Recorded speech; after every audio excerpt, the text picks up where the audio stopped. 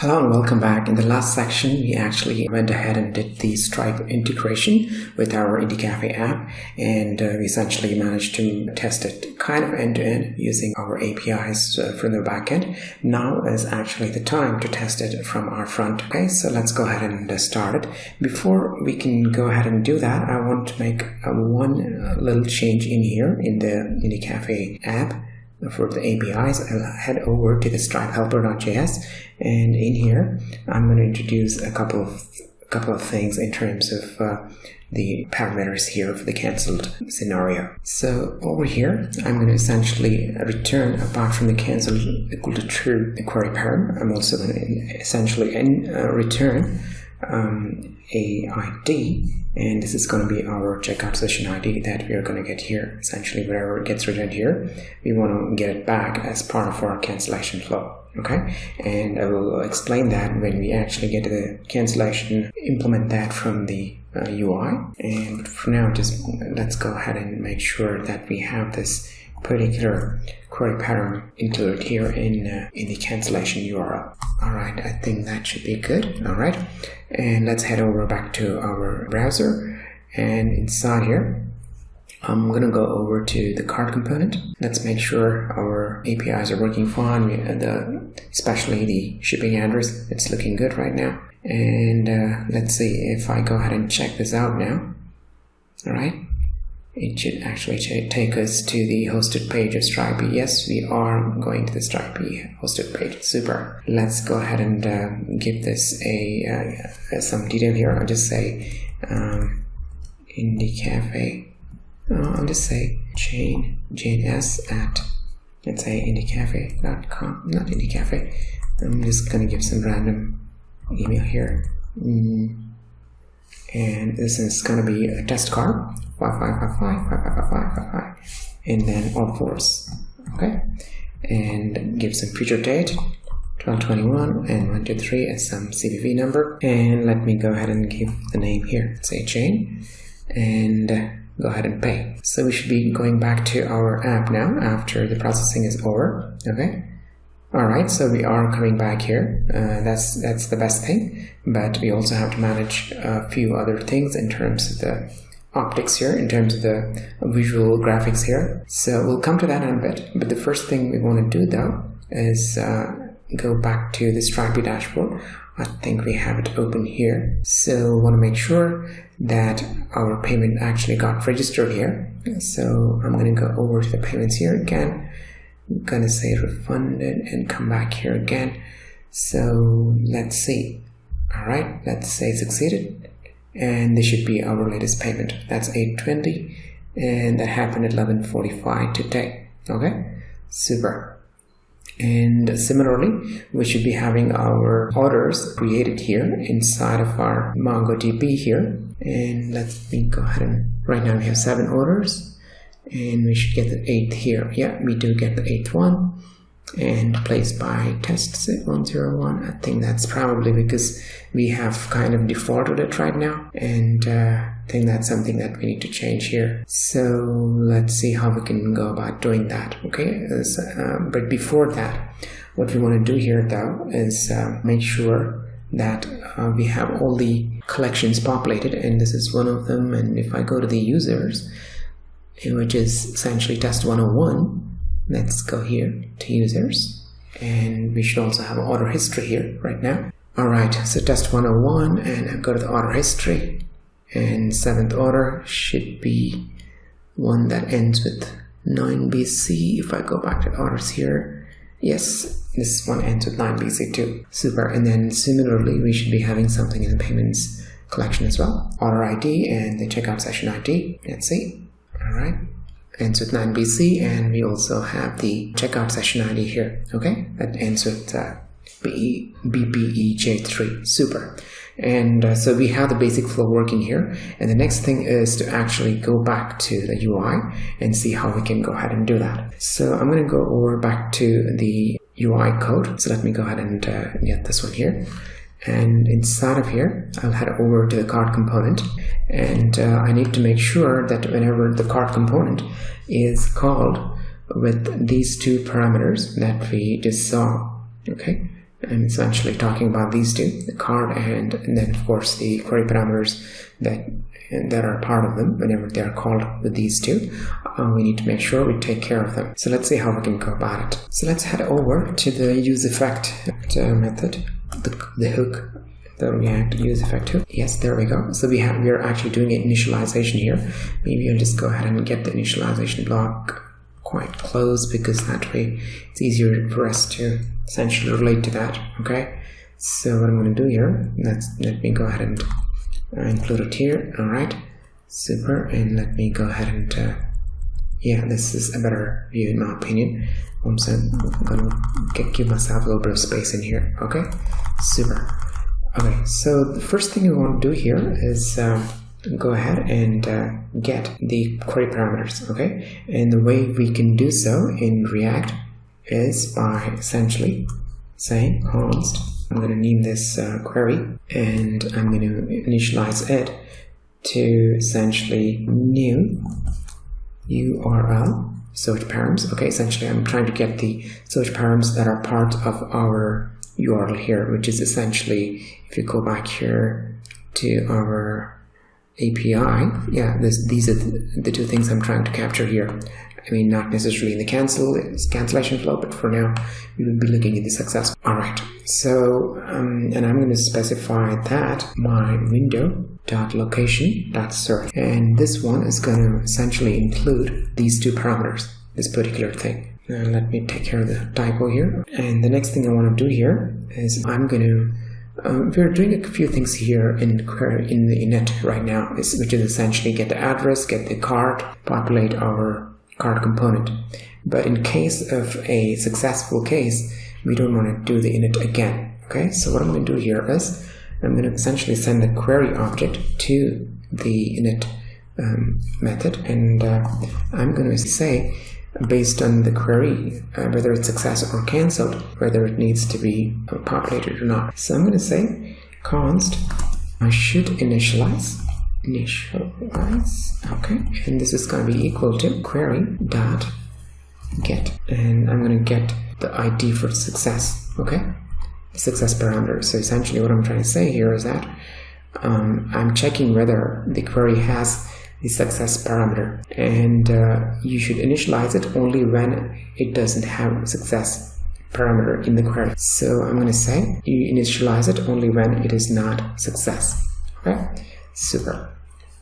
So, and then I will wrap the entire try catch inside of an if, which says if should initialize true, only then go ahead and execute this block where we are trying to get the address and the car and all that stuff, initialization stuff. Super. Alright, coming back to the useEffect now. And inside of the useEffect, I'm going to do a couple of things here. And I'm first going to check if query.get of, let's say, success. Okay, let me go ahead and do a single quote. I think I did a double quote here as well.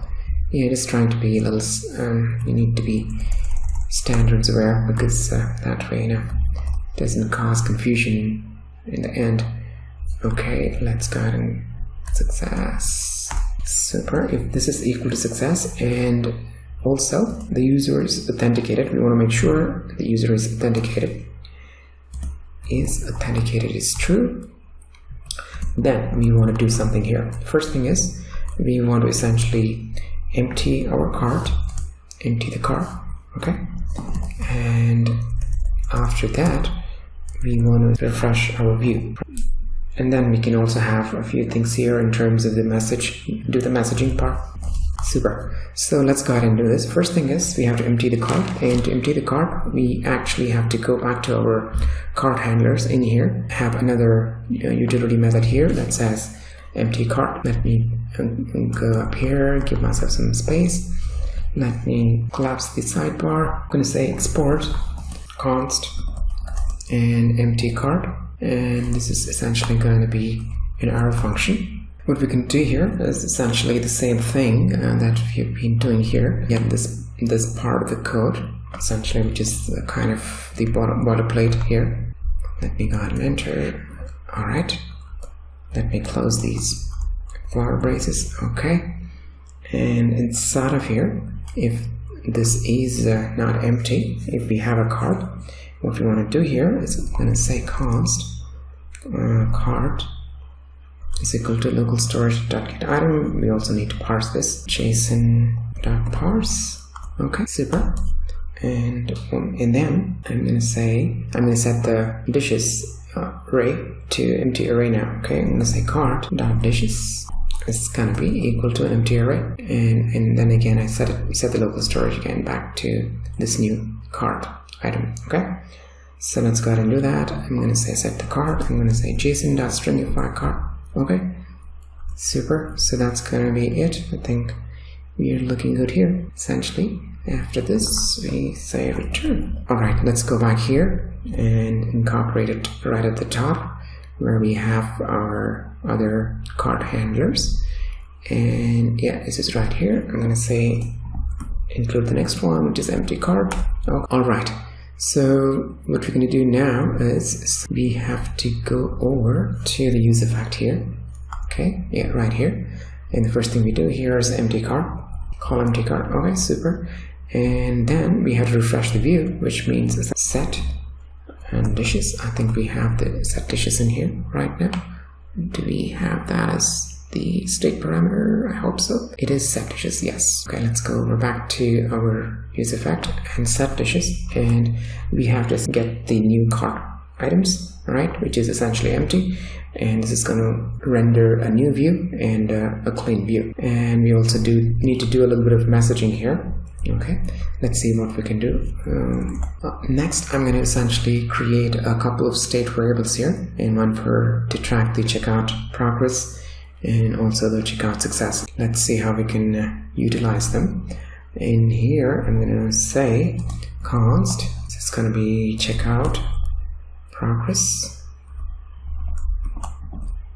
Okay, and next one would be, and it's equivalent set checkout progress, and this is going to say use state of empty right now, or is it's going to be false? What do we do? I think it's going to be a string, so it cannot be a boolean, right? So I'll just set it to an empty string right now. And I also have another state variable, and that's going to be const, and let's see what we can do here. It is going to be to check whether it was a success, checkout success.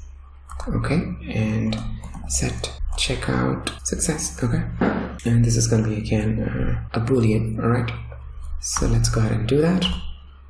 Alright, so we have these two variables, and let's go ahead and use them in our messaging right now. Head over back to the use effect, and in here I'm going to essentially define a new variable. I'm going to call it status. I'm going to call it status message, and this is going to be uninitialized to begin with. Let me get rid of the extra t here, and in here what I'm going to do now is once we have a success, I'm going to say set checkout success is going to be, okay, it's not checkout success, it is actually checkout progress. Okay, checkout progress. Okay, and I'm going to say this is going to be completed, set it to completed, and I will also essentially assign a message here. I'm going to say message is going to be inside of backticks. I'm going to say your order is placed. You will receive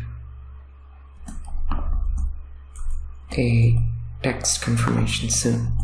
Essentially, it's going to send it's saying that we're going to send a SMS or a text message shortly. Okay, all right, and okay, this is actually a status message here. Super. And what else can we do here? We can also set the checkout success. All right, I'm going to say set checkout success message, and I'm going to set it to the status message. So this is not actually a boolean, it is a string. So go ahead, go back here and then set it to empty strings. So we have a few things happening here right now. So essentially what we're doing here is we are coming to this success flow, and inside of the success flow we are doing a couple of things. One is to essentially clear the card and then clear our view after that, and then we're setting this message here. So let's see how we can how this actually looks right now, and after that we can actually go ahead and set the messaging bit. Maybe, you know what, I'm just a little worried that, you know, it's 20 minutes already. I think we'll just go ahead and complete this part and then probably do the testing after in a separate video. Let's go ahead and do this now. So what we're going to do here is we're going to have now that, you know, we have a status message here, we need to display that on our screen or on our window. And I'm going to say const show, define a new our function here, success message here. And this is going to be, it's not going to take any message because we already have it in our state variable here. Alright, so in here I'm going to say return. This is going to return a div, and that's going to be it's going to alert info, not success. It's going to be an info message, and I'm going to say style, and inside of braces I'm going to say if this is going to be displayed only if the checkout progress variable is present, and if checkout progress is present, then I'm going to say displays block. Otherwise, I'm going to say displays none. Super. And I also want to make sure I give a font weight here. Font weight of bold. Yeah. And I want to make sure I give a background of background, and that's going to be where hyphen primary hyphen peach. Super. So, and let me close this div here. Alright, super. What else can we do here? We're returning something. Why do we have an error apparently? Okay, we didn't close this bit. Okay, not this way. Okay. And inside of here, I'm going to say have a conditional block. I'm going to say if checkout was successful, and I'm going to say essentially I'm going to display a link here. I'm going to say link, and this is going to be a link to let's say this is going to be our order ID, okay, which is something that we have not defined yet. So I'm going to say orders, and let me just give some random value here, and we'll come back and revisit that. And I think that's about it actually. Otherwise we want to do what? We just want to say we don't want to display anything. Okay, so essentially this is going to be displaying null. Alright, let me close this. Yeah, very good here. And in fact I would need a closing link tag here, and I'm going to essentially say here the message, which is the checkout success message that we had here. Your order is placed and stuff like that. Okay, so I'm going to say checkout. Alright, super. So now we need to go ahead and show this message. Alright, let me go ahead and see where we can do that. Let's head over back to our UI, and essentially right now it's 0. Okay, and we probably saved that, so we want our messaging to be here right now because we saved that, the entire card got emptied. Okay, so let's go ahead and put it in here. Okay, I'll head over back to my code because we've been saving that. Apparently the whole thing got wiped out because of the code changes that we did. Okay, I'm going to head over here, and let me go over to the render cart component. I'm going to say render cart, and right here after this button, okay, where we have the first row, yeah, right, this is the row. Okay, I'm going to have right after this one, yeah, so right after this column I want to go ahead and call this particular method. I'm going to say, I'm going to call this method called show success message. Okay, show success message. Okay, super. Hope it's going to compile fine. If I go back here, yeah, there we get it, super. Wow, this is looking nice, guys. Maybe we need a little bit of space in here right now, but we'll take care of that a bit later. So what we're going to do next is, essentially, we also need to make sure if this is 0, there are no our dishes right now. We want to give a different kind of a messaging here. Essentially, we want to get the string only if the card has some dishes. So let's take a look at that in the next lecture, because it's already been a fairly long lecture.